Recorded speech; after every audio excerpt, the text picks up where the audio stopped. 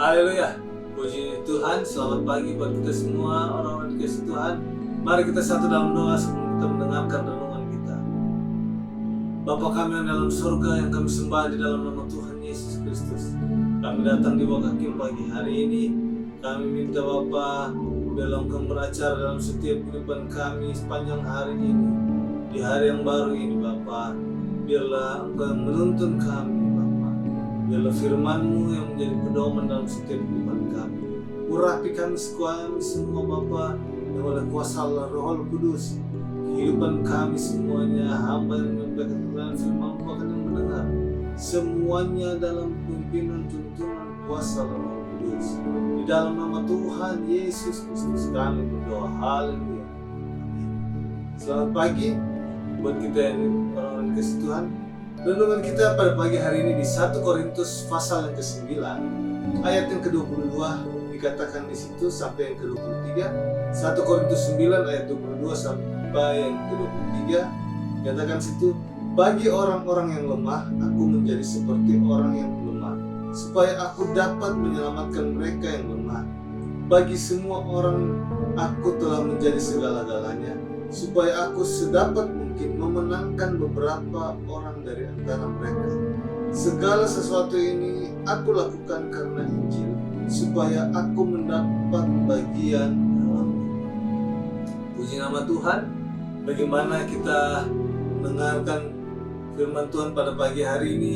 1 Korintus 9 ayat 22 sampai 23. Ini adalah perkataan Rasul Paulus kepada jemaat yang ada di Korintus, yang mengingatkan bahwa saat itu di pertumbuhan jemaat ada yang kuat iman mereka, ada yang kuat, ada yang lemah.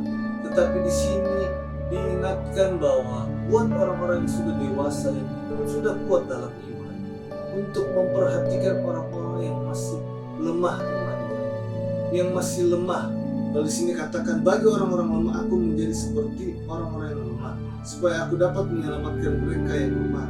Bagi semua orang aku telah menjadi segala-galanya, supaya aku sedapat mungkin memenangkan beberapa orang dari antara mereka. Ini adalah tugas kita semua, orang-orang yang bertumbuh iman kami, orang-orang yang sudah bertumbuh iman yang mengarah kepada Kristus, yang sudah kuat, yang ada dalam gereja, dalam komunitas apapun, yang sudah bertumbuh iman mereka, yang sudah bertumbuh. Rasul Paulus tekankan bahwa bagaimana kehidupannya dia sudah memberi, dia sudah menjadi orang-orang yang lemah, dia berupaya untuk hidupnya sama seperti orang-orang lemah, supaya dia mengangkat, supaya mereka dapat dimenangkan, iman mereka dapat dikuatkan. Kadangkala kehidupan kita sebagai anak Tuhan, ketika kita merasa kita sudah dewasa rohani, iman kita sudah kuat, kadangkala kita sudah tidak memikirkan lagi kehidupan orang-orang yang ada di sekitar kita, orang yang masih lemah imannya, yang masih bertumbuh dalam iman, yang masih baru bertumbuh dalam iman. Kadangkala kita lupa, sehingga kita sibuk dengan kesibukan kita sendiri, sehingga kita tidak menjadi berkat. Tanpa sadar kita tidak menjadi berkat, malah kehidupan kita rasa kita sudah lebih baik daripada yang lain. Tetapi di sini diajarkan bagaimana untuk kehidupan kita, untuk memperhatikan orang-orang yang masih lemah dalam iman, yang masih kurang kuat dalam iman, yang masih baru bertumbuh mengenal akan Kristus. Bagaimana mereka perlu tuntunan, mereka perlu bimbingan, mereka perlu ada masukan supaya mereka semakin hari iman mereka dikuatkan. Jadi di sini diajarkan untuk mari kita bayar harga untuk memperhatikan orang-orang di sini. Kita selalu menjadi teladan, menjadi berkat buat mereka. Bukan sebaliknya kita menjudge mereka ketika mereka masih hidup, ada dosa-dosa yang mereka lakukan. Bukan kita menjudge, tapi bagaimana kita membimbing mereka biar iman mereka tetap kuat, mereka tetap kuat dan bertumbuh dari hari ke hari. Mereka semakin hari semakin bertumbuh iman mereka mengarah kepada Kristus. Dan di sini dikatakan bagaimana Paulus dia mau korbankan dirinya, mau bayar harga untuk mendidik orang-orang yang belum kuat dalam iman, mereka yang masih lemah. Tapi di sini dikatakan bagaimana di ayat 23, dia lakukan ini karena semua Injil. Dia segala sesuatu yang aku lakukan karena Injil supaya aku mendapat bagian di dalam.